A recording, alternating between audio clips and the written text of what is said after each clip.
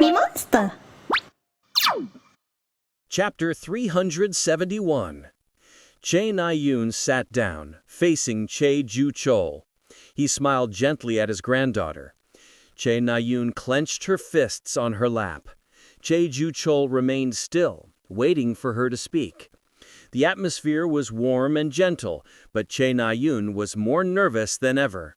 Eventually, she spoke. "Grandfather, there's something I want to ask." Che Ju-chol nodded silently. Che Na-yoon's expression stiffened. She looked into his eyes, deep and dark as the abyss.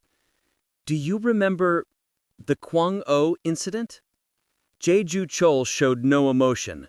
Che Na-yoon felt a sudden fear, but she pressed on. "Do you remember the countless people you've killed, grandfather?" She mustered her courage and spoke everything she knew: the relationship between the association chairman and Che Ju-chol, the people they'd killed, the collusion with Jin's, the schemes to maintain their authority, and more. Senior Jin Se-yeon's father, Jin Young-won, must have known that the association was colluding with the Jins. As she continued, the light in Che Ju-chol's eyes deepened. Still, Che Na-yoon didn't back down. "Thinking about it, it really was strange. Cube had too many Jins. Sven, Yun-yan, I don't know why I didn't realize it before. Jins shouldn't be created so easily in a military academy meant to raise heroes." Jins appearing in Cube naturally drew public attention and reminded everyone that only heroes could stop Jin terrorism. Since the Jins had Pandemonium as their base, heroes also had to gather under a single entity, the association. As more Jins ran wild, more people relied on heroes. Naturally, the Hero Association gained authority greater than any government. "Answer me, grandfather." Che Ju-chol remained silent. Che Na-yoon waited, hoping for the reply she wanted. Silence filled the air until he finally spoke. "I remember. I know about it." His voice was still emotionless, yet Che Na-yoon felt a small ray of hope. "The association used Jins to solidify their political power, and I lent them a hand." "Why? Why did you—" "Because that was the right choice at the time." Che Ju-chol's voice carried a hint of warmth. "Right choice? You said it was the right choice?" Che Na-yoon clenched her teeth, feeling nauseous. "Tuck." She put down all the evidence she brought. "Here is a list of all the corrupt things the association has done. It includes evidence of their wrongdoings, including the Kwang-o incident. They used Jins, deceived heroes, and killed countless civilians. You're saying this is right?" Che Ju-chol stared at her, then nodded. Che Na-yoon flinched. "Grandfather, you—" She pushed her hair back with trembling hands. The words slipped out. "You're trash!"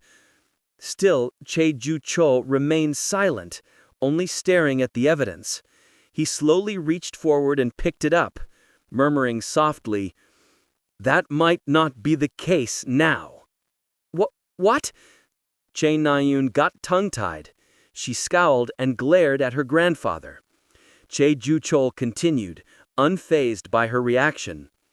"Na-yoon, what is right and wrong is determined by the era. At the time, no one was trying to enforce righteousness. The 9 stars, who had the power to keep the association in check, were stuck in a rut. They were tired from their endless fights against monsters and afraid of their gift side effects. When Shin Myung-chol was alive, a good balance was maintained. But after he died, no one opposed the association." His emotionless tone showed he was always calculating. In the past, Che Ju-chol had chosen what was appropriate for the era, joining the system rather than resisting it with little chance of success. The scale had favored the former. He looked at Che Na-yoon. "But it seems like the era is changing again." His voice was flat and apathetic. "But if the era changes, Both you and your father will be badly affected. You might lose things you've always had. Is that okay?" Gulp. Che Na-yoon swallowed hard. She expected this question, but Cheju-chol was calmer than she thought. He didn't refute her accusations or criticize her. Che Na-yoon asked quietly, "And what about you, grandfather? Are you okay with it?" Cheju-chol didn't smile, but nodded. He was clearly giving permission. Really? Why was convincing him so easy? While Che Na-yoon sat in a daze, Cheju-chol took out a small notebook from his desk drawer. "As you know, Na-yoon, my grandfather doesn't have emotions." He handed her the notebook. "It's hard to notice when you're losing your emotions. You lose yourself before you realize it." Che Na-yoon took the notebook. "So when I finally noticed the change, I set a standard so I would never lose myself." She opened the notebook. There was only one page, with a single sentence. Che Na-yoon stared at it in a daze. "The most important thing to me, Cheju-chol, is family." Her thoughts stopped. Her mind lagged, unable to process the sentence. Slowly, she looked up at Cheju-chol, who looked as emotionless as ever. "This sentence is quite alien to me. I can't even remember what I was thinking when I wrote it." "But why was it?" "But your grandfather isn't someone who uses the word family often. That I remember." Why did Che Na-yoon feel warmth from the aged wrinkles on her grandfather's emotionless face? March 28th, Essence of the Strait, Chief Officer's Office. Meanwhile, Yu Yun-ha sat at her desk reviewing the plan again. There were too many variables. Although Kim Soo-ho didn't seem suspicious, according to Hassan Is-Sabah, she couldn't relax. Since sending the invitation letters, she hadn't slept. She survived on fatigue recovery medicine and Tower of Wish skills. She'd rather ruin her body while alive than regret things in the grave. "Chief Officer, there's a rumor that might interest you." Essence of Pharmacy's HR department called. Yu Yun-ha's 10th senses relaxed as she picked up, exhausted. "Rumor?" "Yes, take a look at this." HR sent a social media post. Yu Yun-ha narrowed her eyes. "There is a pharmacist living in a cabin deep in the Swiss Alps. His miraculous powers can cure any illness. He helped cure my daughter's incurable disease." There's a pharmacist living in a cabin deep in the Swiss Alps. What is this, some kind of urban legend? At first, that's what we thought, but too many people claim to have found this pharmacist. We plan to go ourselves. This person might be the talent we've been searching for. Well, I won't stop you. Go ahead." Yu Yun-ha hung up, not thinking much of it. She looked at the calendar again. The party would be on April 15th. Since today was March 28th, there were 3 weeks left. What should she do until then? She took a deep breath and turned on her smartwatch. Rachel had sent pictures of Evandel. For some reason, she was with an eagle. What's with the eagle? Yu Yun-ha asked, unable to hold back her curiosity. Rachel replied, "Ah, this eagle came to see us. We were worried at first because of its size, but it was actually kind and gentle. Evandel tamed it easily. They're practically best friends now." "Interesting. What's its name?" Yu Yun-ha yawned while chatting. Her body slumped over her desk. Not sleeping for a week was too much. "Evandel named him Spartan." Spartan?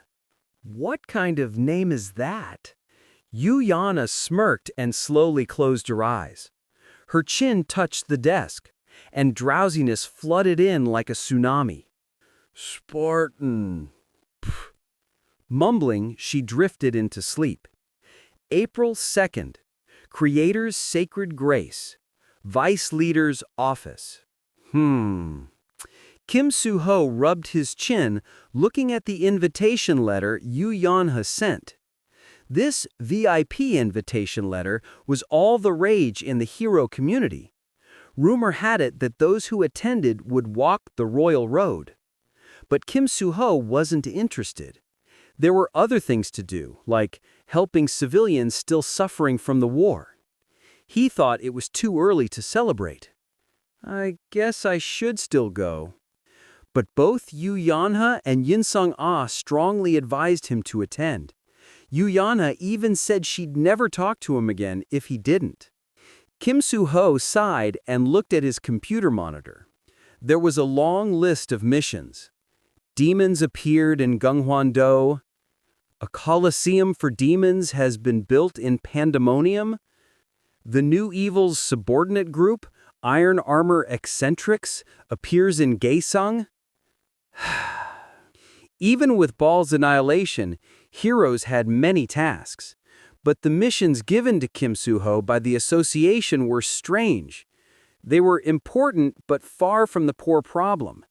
It felt like he was being told to ignore Pandemonium and the heart of the new evils. Kim Soo-ho slicked his hair back and thought about the association. That international organization that created and ranked heroes. What were they thinking now? "Hey, Kim Soo-ho!" A loud voice rang out from the screen. Startled, Kim Soo-ho sat up straight. Look at you all surprised." A big screen popped up, uncomfortably close up with a particular person's face.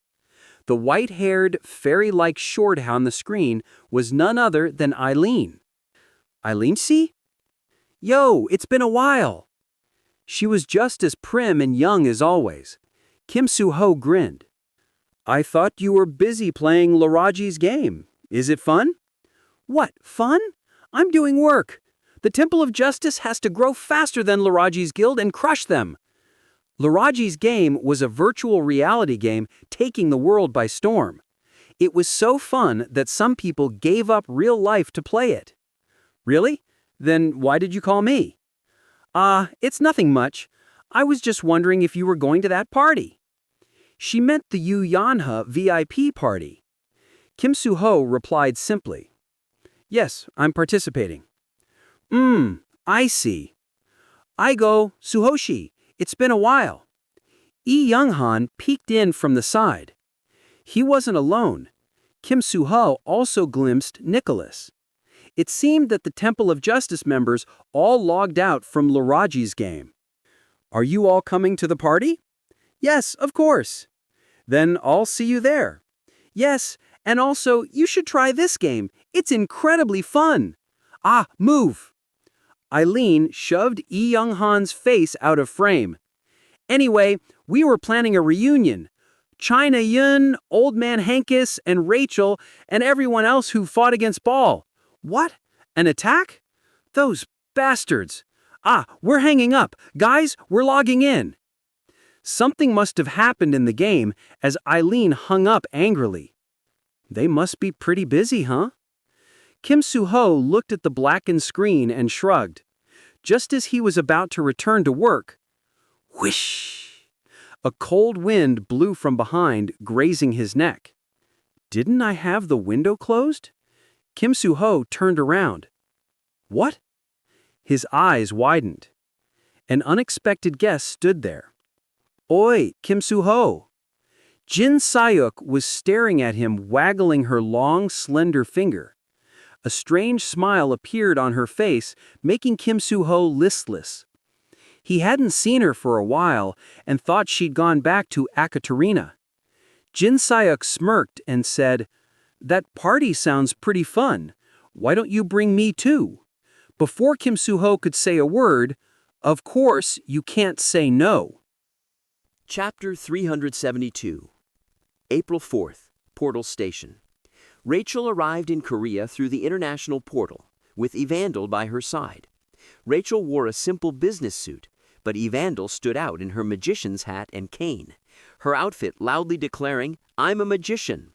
Because of this, all eyes turned to them as soon as they stepped out of the VIP pathway. Some civilians recognized Rachel and quickly snapped photos with their smartwatches.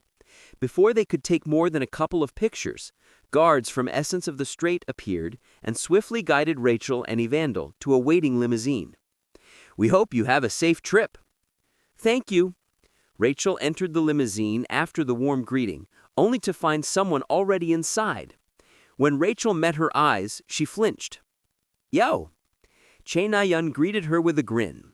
Rachel nodded quietly, but Evandel trembled at the sight of Che Na-yun, nearly having a seizure. "Foo-foo, Evandel, you look cute today, too." Che Na-yun's smirk only made Evandel more nervous. "Anyway, hurry in. There's something important I need to tell you." Rachel glanced at Evandel, noticing her hesitation. Che Na-yun reached out and gently pulled Evandel's small wrist. "Don't worry, I won't do anything bad." "Wah!" Evandel's resistance was no match for Che Na-yun's strength. Holding Evandel in place, Che Na-yun turned to Rachel. "You got the invitation letter to the party, right?" Rachel nodded. "Don't bring Evandel." Rachel tilted her head.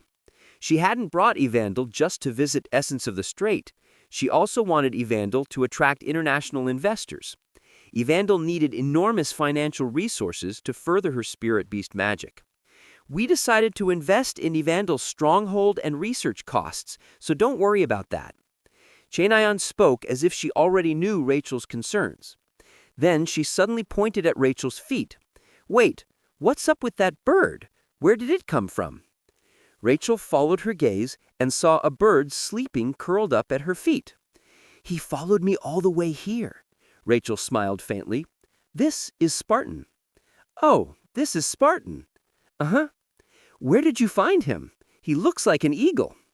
"I'm not sure, but I'm curious too. So is Evandel." Rachel gazed at Spartan with gentle eyes. Looking at him, she felt a mysterious warmth in her heart. She didn't know why, but she didn't dislike it. In fact, it made her feel cozy, as if she'd found something precious she'd lost. "What are you talking about?" Che Na-yun frowned, glancing between Spartan and Rachel. Rachel said no more. Evandel picked up Spartan and hugged him. "Spartan, be careful of this Unni." "What did you say? He has nothing to worry about. You want me to hug you more?" No. I settled down in the Swiss Alps. The scenery I'd only seen in movies was even more beautiful in person. I could hardly take my eyes off it. The mountain range revealed nature more clearly than anywhere else. For the past 3 weeks, I'd called this place home, looking up at the blue sky, green fields, and snowy white peaks. Using Aether's help, I built a small cabin at the edge of a cliff. It wasn't easy, but Aether made it spacious enough for one person to live comfortably. Using this cabin as my base, I wandered the Alps, gathering herbs and recording them in my body. Every day I manifested a medicinal pill and stored it in a bottle. As time passed, more people found my cabin: tourists, hikers, martial artists, and explorers. At first, they only watched from afar. But after about a month, a brave group finally knocked on my door. I greeted them. They were injured from climbing. One had been bitten by a poisonous snake, his leg showing signs of necrosis.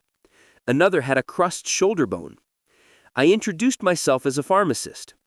They asked for help, and I gave them pills to treat their injuries. The next day, they left fully recovered. After that, rumors of the Cliff's End pharmacist spread. Still, not many visitors came. The journey here was dangerous, and many likely gave up along the way. You'll get better with this. Today, a small child visited me. He dreamed to become a hero and told me his younger sister was ill with osteosarcoma, a cancer that produces immature bone. I gave him a pill called Cloud's Touch, which would eliminate the cancer cells. The magic power in the pill would race through the veins and destroy all cancer. "Thank you so much." The child thanked me in broken Korean and left. He gave me a dagger as payment, a family treasure apparently. I stored it away without checking its authenticity. By now, I'd collected about 1 billion won in payment for my pills. Though I never asked for compensation, a rumor spread that the Cliff's End pharmacist takes the patient's precious object as payment. Most of my patients were wealthy, so their precious objects were quite valuable. Once again, I was alone. I sighed and looked out the window. The Alps were as beautiful as ever, but I was slowly getting used to the view. Eventually, a year would pass, then 2, then 3. What would I be doing then? What would I be seeking in life? Suddenly feeling frustrated, I turned on my smartwatch. After browsing some community forums, I accessed Violet Banquet. With so much free time, surfing the internet had become my daily routine. Do you think it's possible for someone to infiltrate the VIP party? It would be easier just to buy a slot with money. Violet Banquet was full of posts about the VIP party Yu Yunhei was hosting. People tried to forge invitation letters, buy them, or guess the price to be a guest. Reading this made me even more frustrated. If I could attend that party, if they saw my face, would they remember me? For now, it was just wishful thinking. I wouldn't be able to say a word to them, and they wouldn't remember me either. What I had to do was clear. I had to forget, just like them. Toc toc. Huh? I jumped at the sound of knocking. Having more than one visitor a day was unusual. I opened the door. Under the darkening sky, 5 men in suits stood there. I tensed, but when I saw one man's face, I froze. He was familiar. He didn't know me, but I knew him. Hello. While I stood in a daze, he bowed respectfully. My name is Jinsei Chan. We're from Essential Pharmacy. Would you happen to be the Cliff's End pharmacist? April 15th, Yu Family's Mansion. Rachel took a deep breath in front of the main room door. Her heart pounded. Past this door was her father. What was he thinking? Was he afraid? Or had he accepted his fate and resented his daughter? Rachel clenched her teeth and slowly opened the door after knocking. Through the widening gap, she saw Yu Jin-woong's back as he organized documents. Sensing her presence, Yu Jin-woong turned and smiled bitterly. I go, you're here. He treated her as always. But Rachel couldn't smile. How could she? The time for their farewell was near. It's fine, Yunhei. When she kept staring, Yu Jin-woong spoke first, smiling mischievously like a teenager. Even if I'm incarcerated, you'll still have your mother. She's prouder of you now than of me. I'm sure you won't even notice a troublemaker like me disappearing. Yu Yanha hadn't told her mother about her plan. The fewer who knew, the better. Are you okay, father? She asked carefully. Yu Jin-woong smiled and nodded, as if the question was unnecessary. Of course. In fact, I'm happy I have the chance to do this. Yu Yanha didn't answer. As her daughter, she knew his dreams, becoming a master-rank hero, being respected, becoming an idol for children who dreamed of being heroes. But after today, those dreams would be crushed. His name would be disgraced forever. Yanha. Seeing her pale face, Yu Jin-woong grew serious and spoke calmly. I've lived with regrets my whole life, about the Kwangho incident and everything else. But there was one time I did what my conscience told me to do. He closed his eyes, recalling something from long ago. Because of you, I saved a child. Right. The one who saved him wasn't me, but you. So I'll listen to you this time too. The conscience that keeps me true is you, Yanha. Yu Yanha fell silent. Tears welled up, but she held them back. If she cried, it would be disastrous. She couldn't mix personal feelings with business. So she thought of something else. The child her father mentioned. Who was that child? Yu Yanha asked, her voice trembling. That child, do you think he's still alive? Probably. He's the same age as you, Yanha. I'm sure he's living a wonderful life. Yu Jin-woong walked toward her with a suitcase in hand. Yu Yanha watched in a daze. So, Yanha, don't give up, and don't be sad. He placed his hand on her head. Feeling his big, warm hand, Yu Yanha lowered her head, not wanting him to see her tears. Perhaps Yu Jin Wong felt the same. He patted her a couple of times, then left with a quiet, "Thank you." Left alone, Yu Yanha stood still for a while.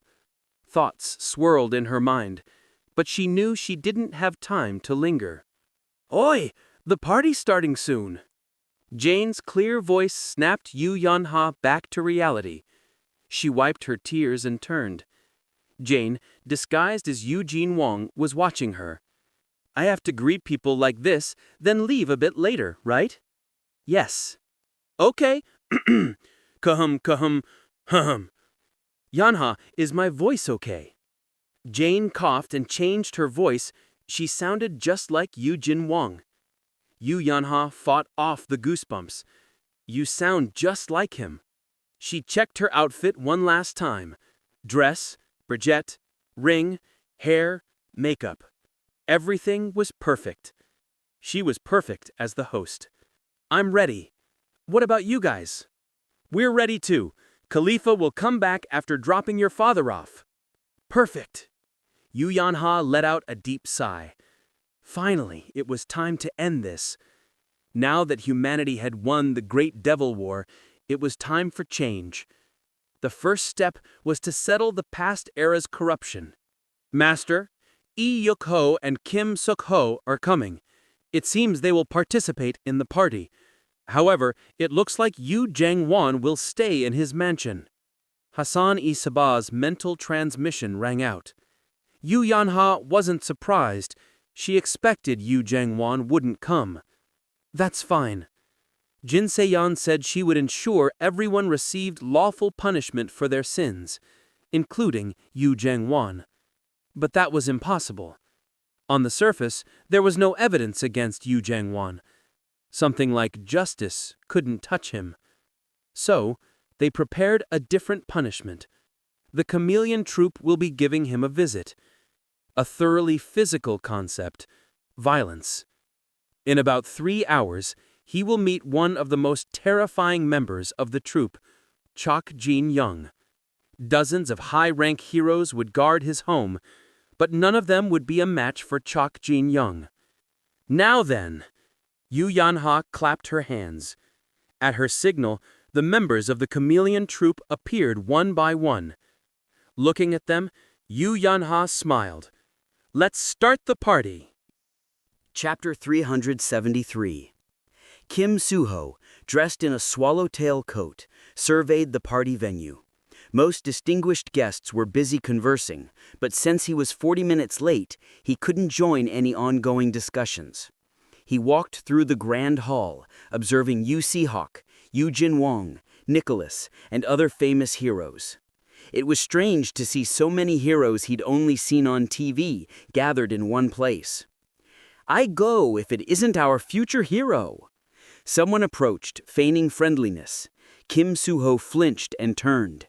It was the former president of Korea, Kim Suk-ho. "Hello, Professor Kim Suk-ho." He remembered Yoon Sung-ah's advice that Kim Suk-ho liked being called professor. The title worked. A smile spread across Kim Suk-ho's face. "Ha ha ha, nice to meet you. I heard you were late because of a mission." "Yes, my apologies." Kim Suk-ho's hearty laughter drew other distinguished guests.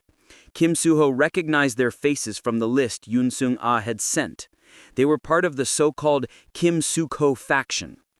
"I go, where are my manners? Soo-ho, let me introduce you.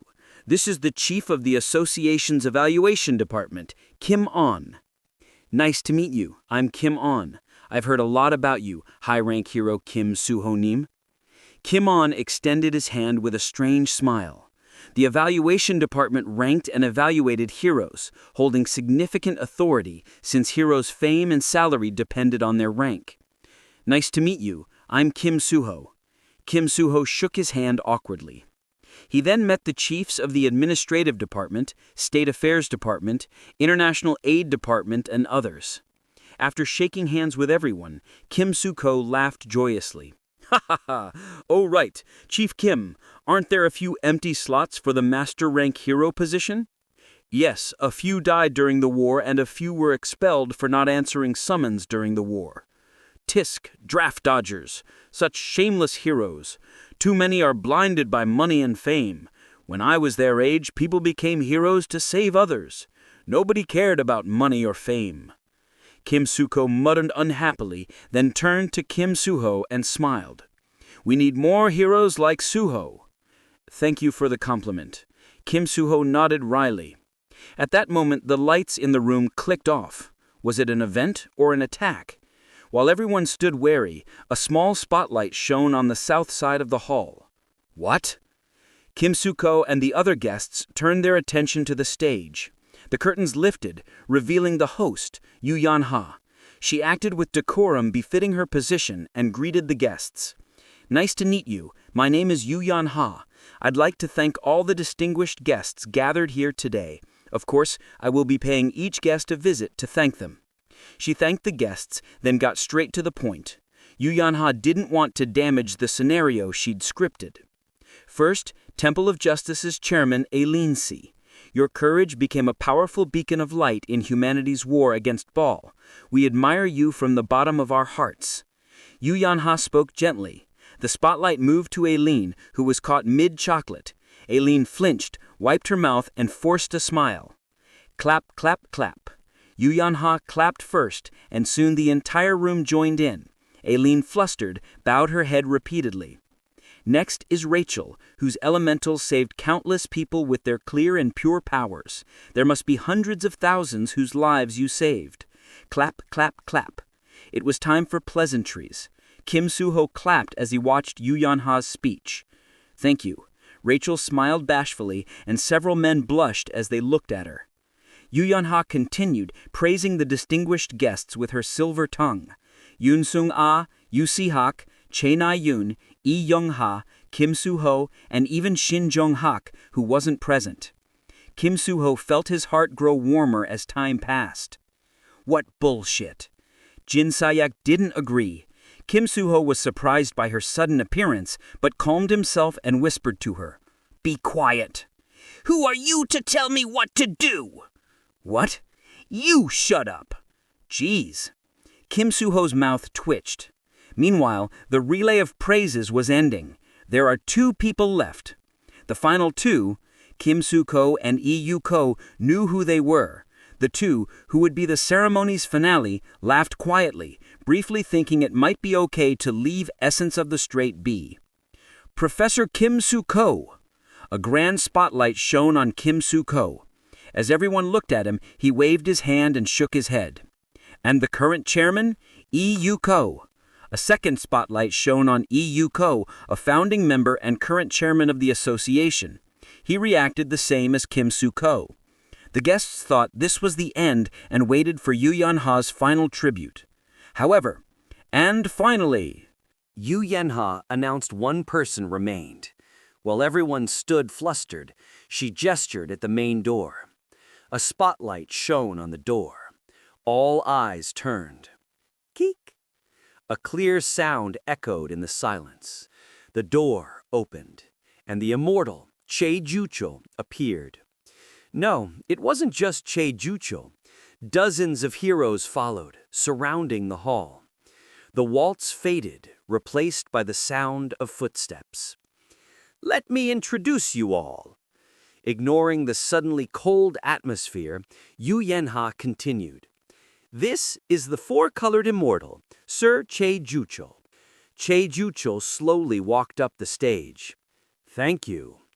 He took the microphone from Yu Yan-ha, then looked down at Kim Sako and Lee Yuko with an aged gaze, then at those surrounding them. The association's department executives were present. Evaluation, administrative, peacekeeping, state affairs, general affairs, not one was clean from corruption. Without a change in expression, Che Juchul began to read from a document. Kim Sako, Lee Yuko, Kim On, Lee Wan-ho, Jin Jae-soon, Ji Yong-gu, Gospel, Mazarn. He read the names of 27 people, all association executives. Yu Yanha had compiled the list after long, tireless investigation. The above 27 people gathered here today. Che Jucho finished, pausing to look at the hall. His gaze seemed to pierce through minds. While everyone stood confused, Che Jucho spoke a sentence that shattered the frozen atmosphere. You are under arrest for attempted assassinations, conspiracy to commit murder, massacring civilians, collusion with jinns, and other crimes. What? You will be relieved of your duties as of this moment. You have the right to remain silent and... Che Jucho gave the Miranda warning in the silent hall. The guests listened, entranced. What the hell does that mean? Kim Suk-ho was the first to shout, his bloodshot eyes glaring at Che Jucho. Che Jucho, what authority do you have to... It is one of the authorities you gave to play up the 9 stars. A deep voice cut off Kim Suk-ho's frantic shouting. Another person walked up to the stage. An old man with a steel left arm and right leg, walking with a cane, hankies. The authorities of the 9 stars. I'm sure you've heard of it.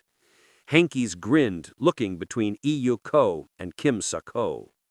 Each member of the 9 stars has authority equivalent to an international investigative agency. Isn't that the clause you personally wrote? Jujul here is an investigator I hired. Immediately, Kim Suk-ho and Yi Yuko roared in fury. Che Juchul, do you think you can get away with this? Kim Suk-ho shouted desperately. Henkis might be difficult, but he planned to bring Che Juchul down with him. Given their history, Kim Suk-ho had a lot to reveal. But in the next moment, Kim Suk-ho and Yi Yuko had no choice but to shut their mouths. Tap, tap. The man who followed Che Juchul up the stage stopped their shouting. This is proof.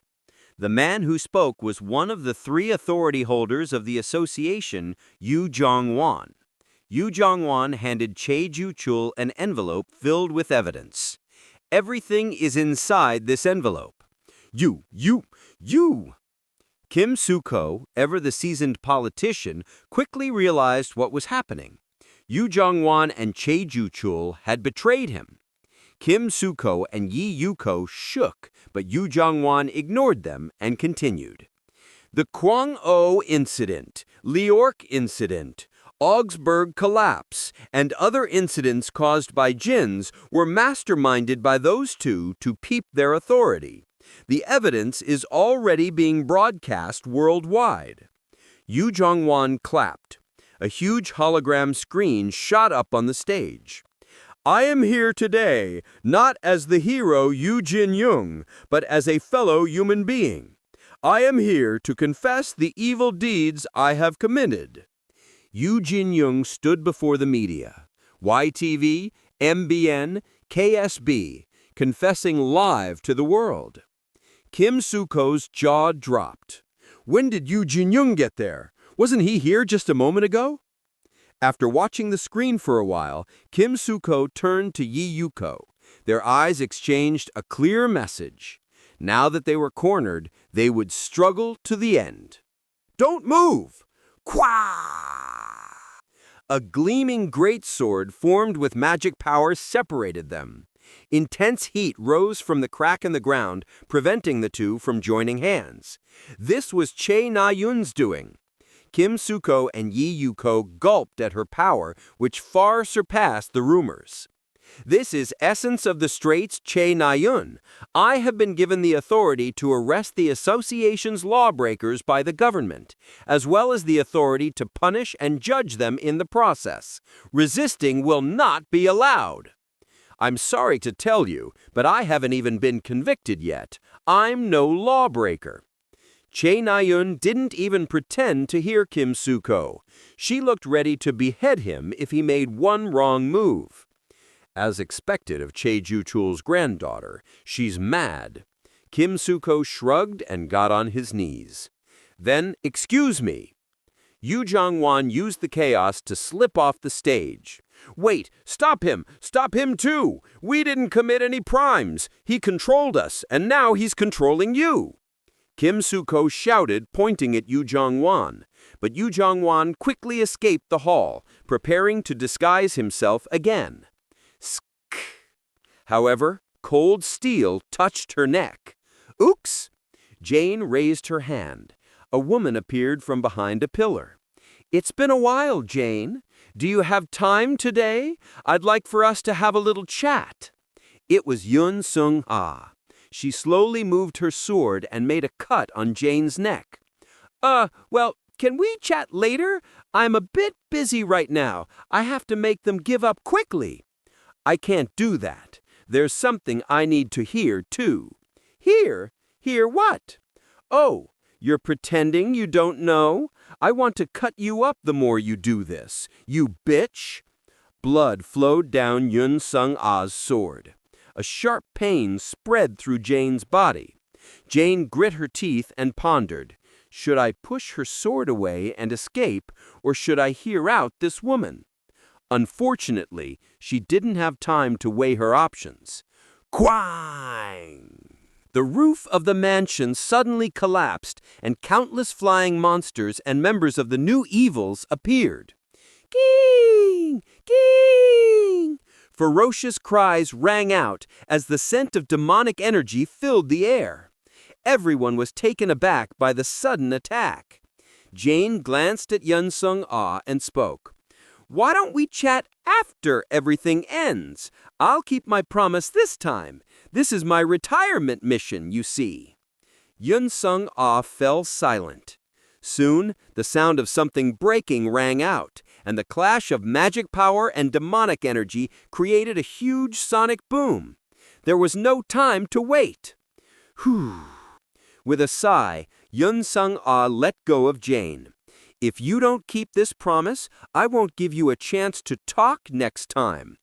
Okay, I already know your phone number, so just wait, okay?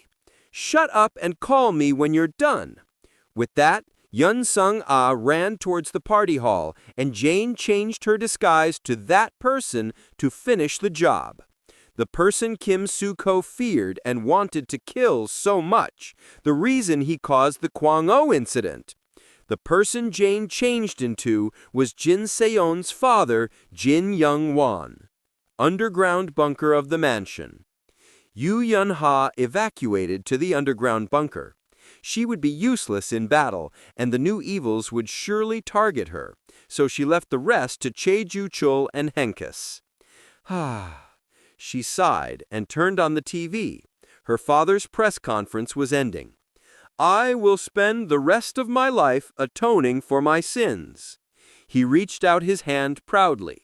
Police ran up and restrained him with handcuffs that blocked magic power, equipment her corporation, Essential Dynamics, had invented. Yu Yun-ha couldn't watch her father be taken into custody. She turned off the TV, bitterness welling up inside her. She felt like she was going to vomit. Her heart was filled with unsatisfiable bitterness and emptiness. She felt empty. Was all this really necessary? Was it worth abandoning her father to do this? Fish couldn't live in waters that were too pure. Perhaps it might have been okay to compromise. Yu Yun-ha let out a helpless breath and picked up her smartwatch. She checked her messages, looking at past conversations with her father. "What are you up to, Yun-ha?" "Daughter, father had a little drink." "I want to see you." Her father had sent many messages, but she hadn't replied to most of them. Yu Yun-ha began to hate her past self for not answering. Stupid, stupid, stupid! Yu Yun-ha was smacking her head and blaming herself when she found a message log.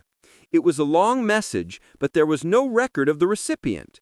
The sender was Yu Yun-ha, but she had no memory of sending it.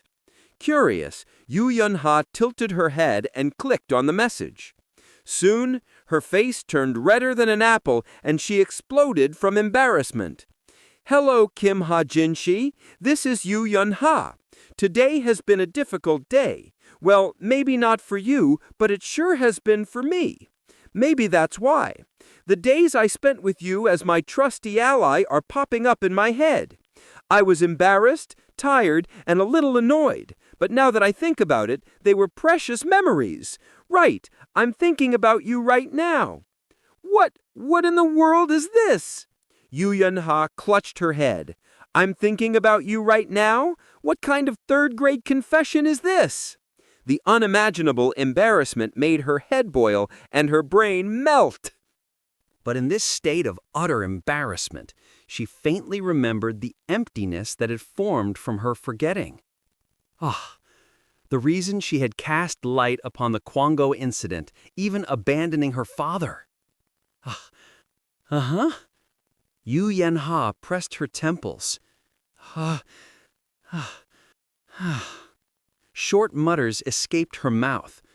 Someone's face faintly surfaced in her mind. Someone she shouldn't forget. Someone she couldn't forget. That someone's face overlapped with the most embarrassing string of text she had ever read and faintly filled up her empty heart. Chapter 374. Kim Soo-ho faced the new evil's attack with calm composure. There was no need to panic. No demon could withstand the authority of the Sword Saint. All he had to do was swing his sword and cut them down. Each time Mistletoe flashed, dozens of enemies fell. Oi, Kim Soo-ho, did you call these guys too? No, it's not me! Hank's and Kim Soo-ho's voices rang out from the middle of the battlefield. Kim Soo-ho glanced at them as he swung his sword. If it isn't you, then who called them? You idiot! Both the time and place of the party were recorded in the invitation. I'm sure they figured out when and how to attack by themselves. Kim Soo-ho roared, but Hanks looked doubtful. What did you say? It was poetic justice. Kim Soo-ho turned his gaze away from them and looked ahead. There were still many enemies left. A demon with multiple arms and legs charged at him. The demon released several thin, sharp strings of magic power, trying to bind him like a spider. Kim Soo-ho unleashed his magic power, incinerating the strings, then pierced the... Chapter 374. Kim Soo-ho faced the new evil's attack with calm composure. There was no need to panic. No demon could withstand the authority of the Sword Saint. All he had to do was swing his sword and cut them down. Each time Mistletoe flashed, dozens of enemies fell. Oi, Kim Soo-ho, did you call these guys too? No, it's not me. Hank's and Kim Soo-ho's voices rang out from the middle of the battlefield. Kim Soo-ho glanced at them as he swung his sword. If it's not you, then who called them? You idiot! Both the time and place of the party were recorded in the invitation. I'm sure they figured out when and how to attack by themselves. Kim Soo-ho roared, but Hank's looked doubtful. What did you say? It was poetic justice. Kim Soo-ho turned his gaze away from them and looked ahead. There was still many enemies left. A demon with multiple arms and legs charged at him. The demon released several thin, sharp strings of magic power, trying to bind him like a spider. Kim Soo-ho unleashed his magic power, incinerating the strings, then pierced the demon's heart with his sword. Oi! As the demon's black blood splashed on his forehead, Jin Si-huk called his name. She looked completely at ease. What? Kim Soo-ho shouted back, sending sword strikes flying. Jin Si-huk watched the lightning-fast Mistletoe with sharp eyes. He brandished his sword to the right and calmly reacted to a sudden attack from the left by a member of the New Evils. But Jin Si-huk's attention wasn't on his swordsmanship, but on his sword itself. That sword, who gave it to you? What do you mean, hup? With a short shout, a fierce gale shot out from his sword. The demons encircling him were blown away in an instant. Kim Soo-ho immediately rushed at the closest demon. After breaking their formation with the gale, he took them down one by one. Why do you ask me that? Kim Soo-ho shouted as he swung his sword forward. Because I just don't think this is right. Rubbing her chin, Jin Se-hyuk stared at the back of Kim Soo-ho's head, as if wondering just what is inside his brain. What? No, never mind. It looks like you won't remember for the rest of your life. But I should try just in case. Jin Se-hyuk murmured and transformed into a cluster of energy. Then she flowed into Kim Soo-ho's body. She had been making good use of this inner body infiltration technique ever since she developed it. Wait, you... Kim Soo-ho didn't have time to resist. Caught off guard by Jin Se-hyuk's sudden infiltration, he froze. He felt something sharp rummaging through his mind. Jin Se-hyuk, what are you doing? He wanted to scream at her to get out, but the fight wasn't over yet. Oh! A demon appeared out of nowhere and grabbed Kim Soo-ho's head. Quang! The demon smashed Kim Soo-ho's head into the ground. A powerful shock struck his brain. And this shock allowed Jin Se-hyuk to explore Kim Soo-ho's mind more easily. Eek! Kim Soo-ho screamed as he was being taken into custody by handcuffs. He released his magic power desperately.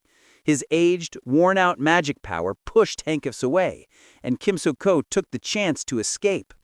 Gah! Gah! He ran as if his life depended on it, thinking he'd be safe if he could just get out of the party hall. Tsk! Handcuffs just watched Kim Soo-ho run. He didn't even consider chasing after him. Instead, he sent the frantically escaping Kim Soo-ho a look of pity. Kim Soo-ho left the party hall without any hindrance and ran through the hallway. Ugh! But at one point he tripped on something. Kim Soo-ho flew up and fell disgracefully. As most people would, he turned around to see what had tripped him. His face went blank. You... Strange sounds escaped from his mouth, as if his tongue were paralyzed. His head hurt, and he couldn't continue his thoughts. It was because someone who shouldn't be here, no, someone who couldn't be here, was standing in front of him. It's been a while, President. A calm voice echoed out. Forgotten memories surfaced from the depths of his mind. It was Jin Young-won. He hadn't aged at all and looked just like he did in the past. You! Kim Soo-ho pointed at Jin Young-won, his body shaking as if in an earthquake. Jin Young-won grinned. It's nice seeing you again. You thought I was dead, right? I might have been, who knows? Maybe I'm an illusion created by your guilt. Well, then again, I doubt you have any feelings of guilt left in you. That must mean I am real. Kim Soo-ho's face was filled with shock and astonishment. Cold sweat dripped, wetting his disheveled hair. He stared at Jin Young-won, dazed. Now then, why don't the two of us have a little talk? Jin Young-won had still had something to say, but Kim Soo-ho was completely out of it. Eek! He let out a strange screech before collapsing, his eyes rolling back. He even foamed at the mouth. Jin Young-won looked at him with a dumbfounded expression and raised his eyebrows. What a coward! How could someone who killed so many people be such a coward? Did he kill without fearing the consequences? Giant kicked the fainted Kim Soo-ho's stomach before turning around. Then she jumped slightly in surprise. Oh, you were watching? Jin Se-yeon was standing there staring at her father, with bitter eyes. Even though she knew it was just Giant in disguise, sadness and reminiscence filled her heart. Jin Se-yeon spoke. Please cancel that disguise now. Huh? Oh, okay. When Giant undid her disguise, Jin Se-yeon continued with a deep breath. Yoon Sung-ah is looking for you. Oh yeah, she sure is.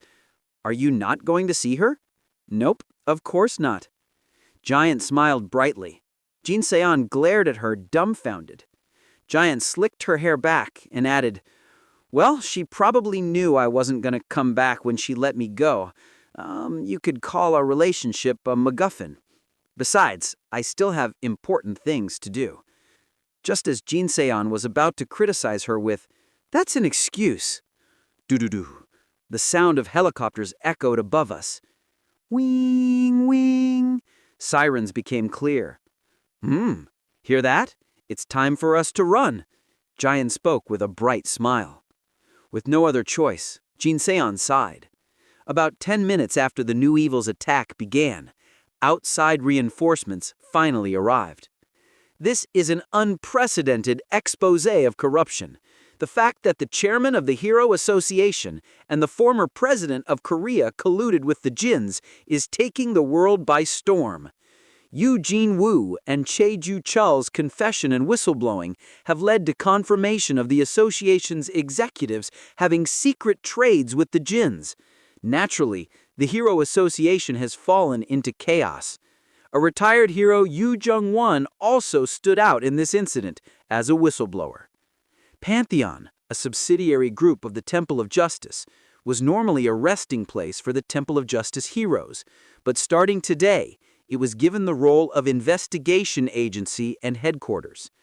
Due to the scale of the scandal involving countless heroes, governments around the world realized a thorough investigation was needed and designated the Temple of Justice as the investigators. Although the Temple of Justice was also part of the association, the public did not oppose the choice. Their leader, Aileen, was far from the image of corruption in their eyes. Meanwhile, Che Na-yoon sat on a couch in the Temple of Justice's lobby, fiddling with her necklace. The New Evils had been suppressed, and the corrupt members of the association, including Kim Suk-ho and Yi Yuko, had all been arrested. All this had taken only half a day. Yu Ye-hyun had told them, "Finish this without dragging it on. If we don't end things within 24 hours, they will launch a counterattack." The plan had succeeded, but for some reason, Che Na-yoon didn't feel refreshed. If anything, she felt stifled. It wasn't because the Che family was involved in the corruption.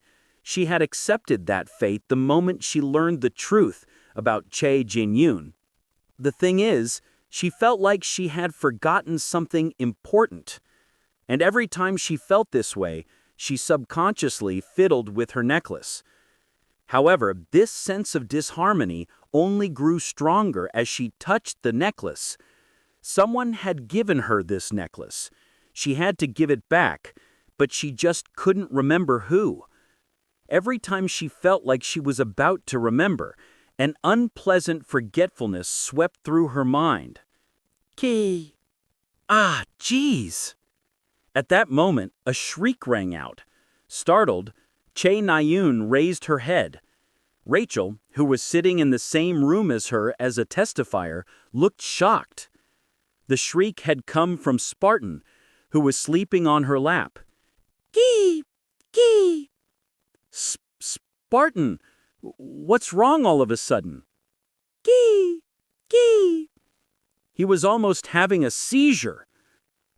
Hey, do something about him. The other heroes, also present as testifiers, furrowed their brows. Yu Si-hyuk, a close friend of Yu Jin-woong, scowled especially hard. Spartan! Spartan! Gee! When Rachel grabbed his wings and whispered, Spartan stopped. But then he began to peck at Rachel's smartwatch. What started as tick, tick, quickly became do-do-do-do-do-do-do. It was as if a woodpecker had evolved into a power drill. What now? Taken aback, Rachel turned on her smartwatch, wondering if she was missing something. But she couldn't find anything unusual. Only a message from a connection set as a VVIP friend. Right, the message was from Yu Ye-hyun. Che Na-yoon, watching curiously, asked, "What is it?" I don't know. It looks like that woodpecker wants you to check your smartwatch. Did you get something? I received a message from Yehana, but that's it. Yo, can you choose between polite speech and casual speech instead of mixing them together? Rachel blinked and stared at Che Na-yoon. Then she lowered her gaze and read Yu Ye-hyun's message. In the next instant, her face stiffened. It wasn't just her face.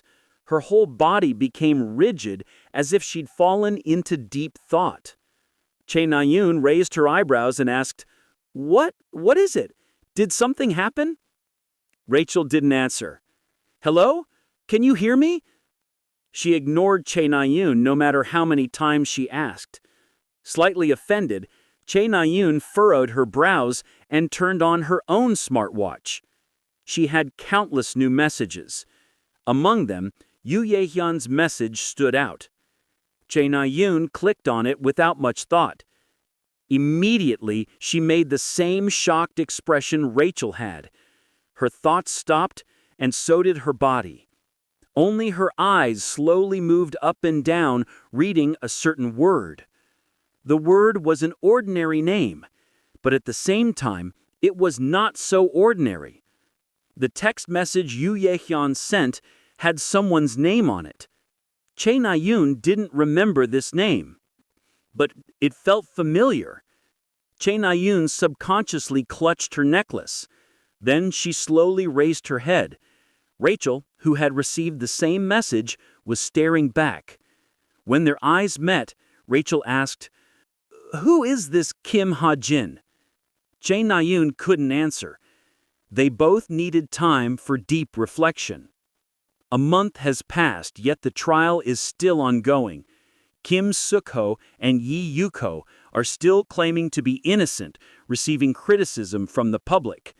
On the other hand, Yoo Jin-woong has admitted his wrongs and has been convicted of multiple charges. Chai Ju-chul stands in a unique position.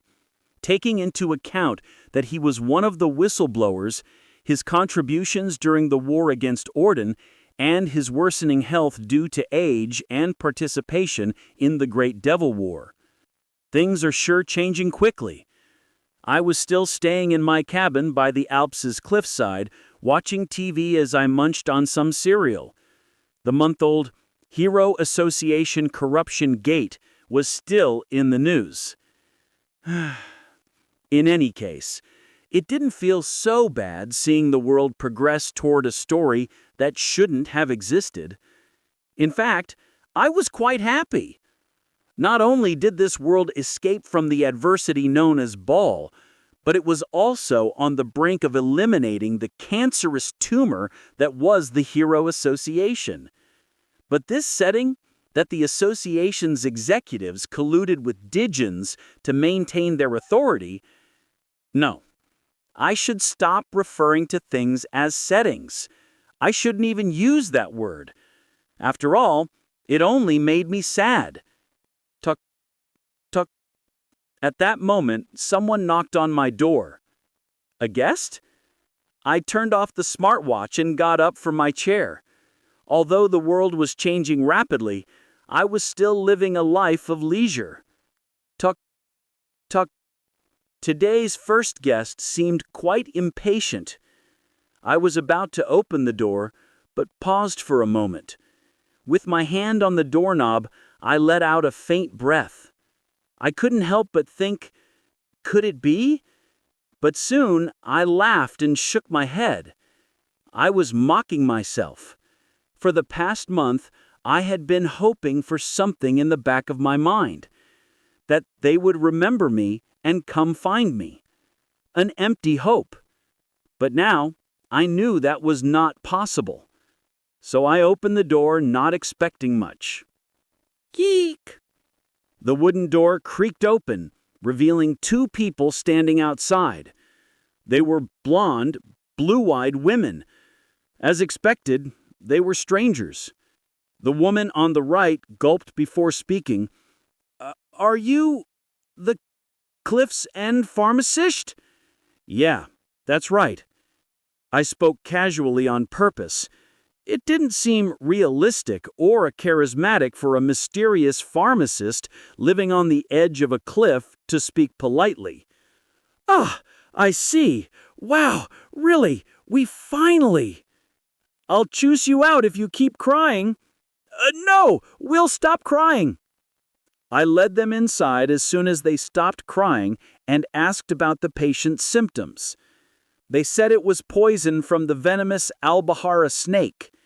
Even in this world where both scientific and magical medicine existed, the Albahara snake's venom was an untreatable poison that led to an unavoidable death. Although death wouldn't be instantaneous, the victim would suffer for 3 to 14 days before dying.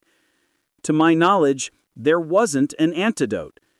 Do you have that snake's venom or its tooth? Yes, just in case. The duo were well prepared. From their bag, they took out the snake's venom, multiple teeth, and even its scales. We canceled our chi reinforcement after killing its mother and were ambushed by the baby hiding nearby. We let our guard down. I see. Yes, the Albahara snake has weak teeth, so as long as you maintain your chi reinforcement at all times, yeah, all right, you can leave. Pardon? I took the materials and sent them outside. I don't like showing people the manufacturing process. Yes, understood. As soon as they left, I swallowed the Albahara snake's venom. In truth, detoxification happened automatically if I analyzed poison. Detoxification was one of the simplest ways to use the medicinal memory physique. It hurts. After about 3 minutes, the medicinal memory physique stored the Albahara poison's antidote. I immediately materialized the antidote as a pill. Holding the pill, I shouted loudly, "Oi, come in!" The 2 women quickly entered and I handed them the antidote. They didn't doubt my pill at all. They simply cried and handed me an expensive jewel, a blue diamond. Thank you. After bowing 90 degrees, they left my cabin. Yeah, take care. After sending them off, I sat back down and turned on my smartwatch. On the other hand, Essence of the Straits Chief Officer Yu Yan-ha announced her retirement, but the Guild's hero's fierce dissuasion made her retract her statement. Many people are sending Yu Yan-ha and Yu Jin-wang's family words of encouragement and sympathy. The watch had a TV projection function, but the news wasn't interesting. I stared at Yu Yan-ha holding a press conference before changing the channel. On the other hand, the Kwang-o incident is a key subject in this matter.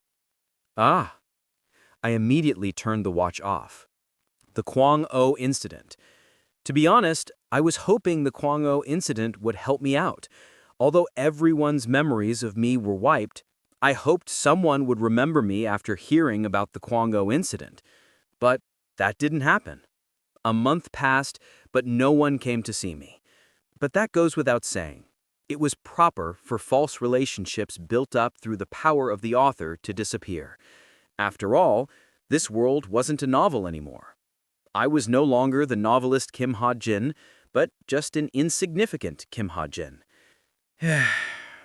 Tuk, tuk. As I sighed, another knock rang out. This was already the 2nd visitor. Lots of visitors today, huh? I got up and walked to the door. The visitors this time seemed even more impatient than the last, or perhaps they were more urgent. All right. Thinking this, I opened the door without hesitation. Black hair fluttered in the Alps' cold wind. A dazzling sunset shone down, and one person was looking down at me from the orange-colored sky. The scenery was truly beautiful. It was so unbelievably beautiful that I couldn't think about anything. Chapter 375. I looked at her standing outside the door. The world around me fell silent, and the space seemed to shrink. Everything, except for the 2 of us, expanded and contracted on its own. I wonder if I was dreaming. My body refused to move, frozen in shock. This couldn't be reality. Thinking so, I closed my eyes. I hoped she wouldn't disappear, and I prayed that I wouldn't open my eyes to find myself alone in bed. Slowly, I opened my eyes, and she was still standing there. So I stayed still and just stared at the woman in front of me. Suddenly, I got cold feet. What if she was here for my pills, like all the other visitors? She should have forgotten about me. Did I have to treat her like a stranger? But at that moment, I told you before, didn't I? That I would never forget. Her eyes shone like jewels. She was crying. This was the first time I had seen her cry. I told you I won't forget. She sobbed. I didn't know what to do. I could feel tears running down my own cheeks. Her crying was just as shocking as her coming to find me. Should I comfort her first, or should I silently embrace her? If I were to comfort her, what should I say? If I were to embrace her, how should I do it? While I hesitated, like an idiot, she stepped forward and walked into my arms. Ugh! A short sound escaped my lips. Her scent tickled my nose. Our clothes touched. I felt like I might faint, but I desperately moved my arm and supported her waist. Kim Hajin, she said my name. Ibule said my name. With her hands on my chest, looking up at me like a kitten, she spoke. I remember you. I smiled. A sense of relief filled my heart. This person remembered me. Now Ibule would not leave me. Thank you, really. I embraced her tightly. She pressed closer into my arms. A smile of satisfaction bloomed on my face. This wasn't a dream. I was with her. But my smile froze. What if the co-author suddenly appeared? What if he said there was an error and took away her memories again? I looked at Ibule in my arms. She was rubbing her face on my chest. I wasn't sure if she was trying to wipe away her tears or if she was just too happy. It was probably the former. The boss I knew would die from embarrassment if she knew she cried. She just blew her nose too. Anyway, I just wanted to live in this moment, without worries, idle thoughts, or concerns. In the story, I finally reclaimed just the two of us, forever. But it seemed my prayers were useless. I felt another presence approaching the cabin. No, this couldn't be called a presence. It was more like a fierce shout. Kee! The cry of an eagle echoed out. I looked up at the cabin ceiling while still holding Boss. It was a habit from when I still had the Master Sharpshooter gift. Back then, I could see through objects with that ability. Of course, I couldn't see beyond the ceiling now, but I had an idea. Ibule left my arms and stood next to me. It looked like she wanted to greet the person coming. Even though she was crying just a moment ago, she now stood with dignity, like when she was boss. She turned her head and looked at me. I could still see traces of tears around her eyes. Kim Hajin. I tilted my head. She let out a couple of dry coughs before speaking proudly. I'm the first one who came to see you, remember that. Yep, I'm the first. She then made a pure smile, one that was mischievous and genuinely delighted. With a smile, I kissed her. When the two hugged, Jin Shai-hook furrowed her brows. As someone who hated tears and touching reunions, Jin Shai-hook disliked having to see something like that. Of course, she had the sense not to bother them. No matter how unsightly she found it, it was still the scene of a human triumphing over the world. I didn't even need to help, Jin Shai-hook ruddered quietly. Without a doubt, the existence known as Kim Hajin had been erased from this world. No one remembered Kim Hajin, and no records of him remained. Kim Hajin had been banished to isolation. From this point onwards was Jin Shai-hook's uncertain deduction. She guessed that although Kim Hajin had been erased, Kind Spring inside him remained. As such, people involved with Kim Chundong possessed the potential to remember Kim Hajin. That is why Jin Shai-hook came here, to let Kim Hajin know of that potential and receive information about Kind Spring. But by the looks of it, it seemed she didn't need to do a thing. Thinking about it, it was obvious. The Kwang-o incident was deeply related to Kim Chundong, so people who knew about the incident should have been able to recall Kim Hajin from Kim Chundong's past.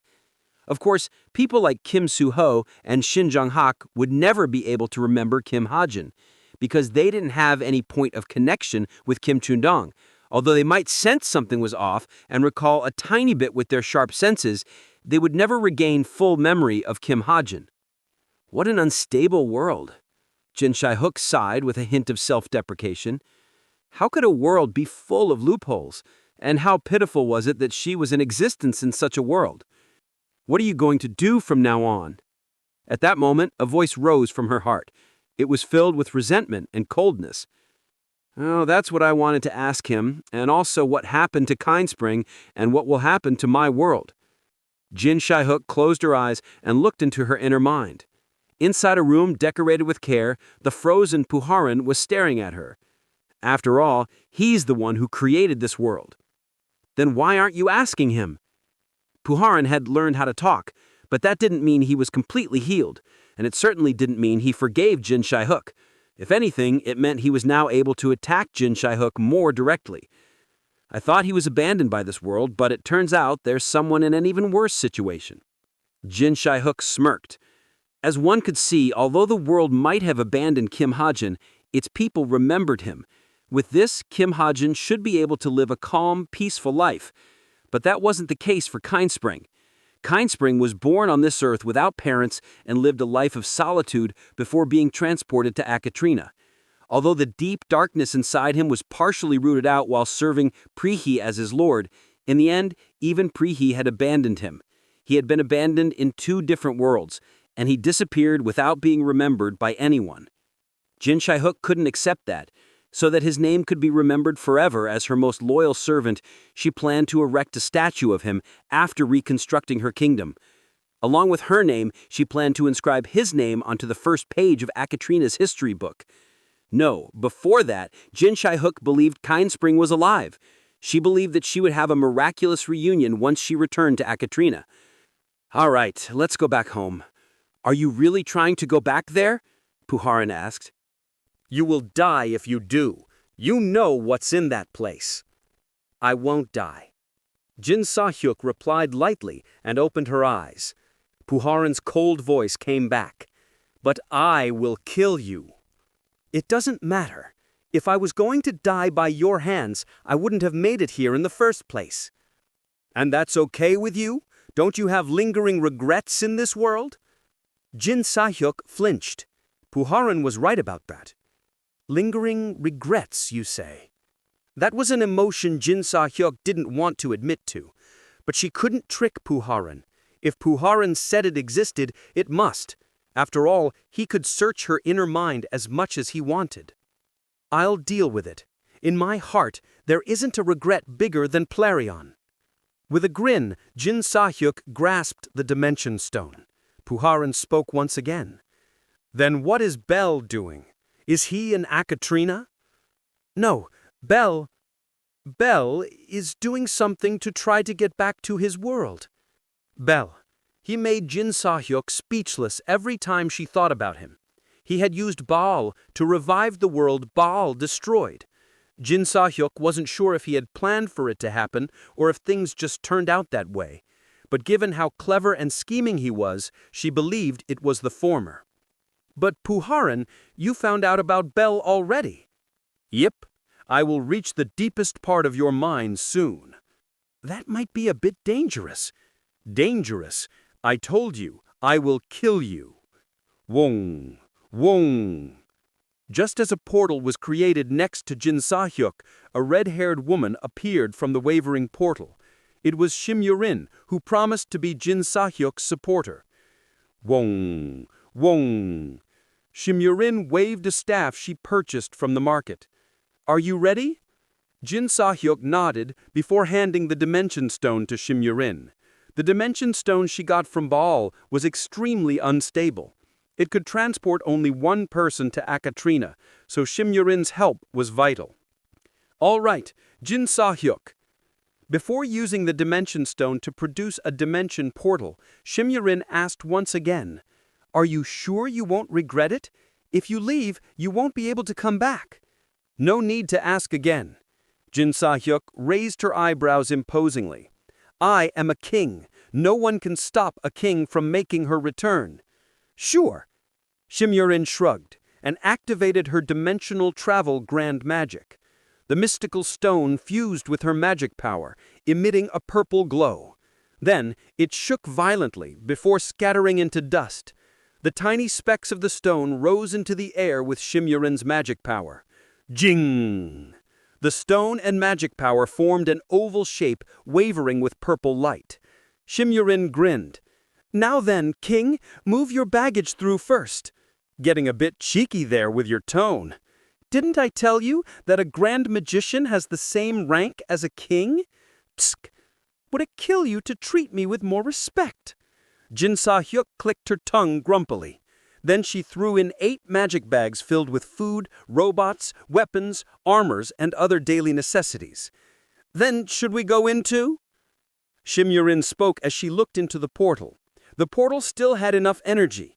Even after moving so much baggage, it could still carry 2 people over. Shim Yurin smiled in satisfaction at her perfect calculation.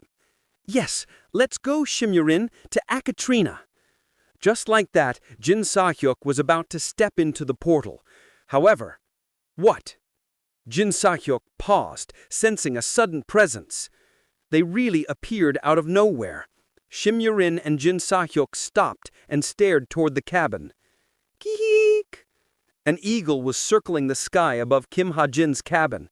It was almost as if it knew Kim Hajin was there. And many people were walking up the Alps mountain path. Jin Sa-hyuk's shoulders trembled. She was well acquainted with most of them. Despite not liking them, they had been through thick and thin with her. To put it more grandly, they were heroes who fought against the world and triumphed. Huh! Jin Sa-hyuk chuckled as she stared at them. Yet she didn't leave any words behind for them.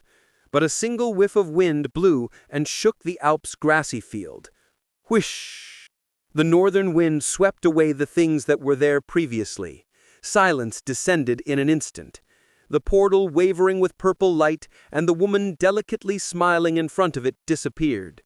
Only the footsteps left on the grassy field served as evidence that they existed. However, it wasn't lonely on the grassy field. Whew! With a deep breath, more footsteps were soon inscribed. These footsteps had a clear goal. Their owners had remembered the person they had forgotten and were here in search of that person. Let's go. There's no need for us to make a big deal about it. A voice rang out, filled with pleasant nervousness. The wind seemed to carry a blue hue, and a beautiful sunset was cast over the sky. Next up was a reunion with someone they had forgotten about. Looking forward to calling his name, the group slowly walked toward the cabin at the cliff's end. Thank you for listening. If you enjoyed this story, don't forget to subscribe, comment, and like the video. Have a suggestion? Let me know in the comments.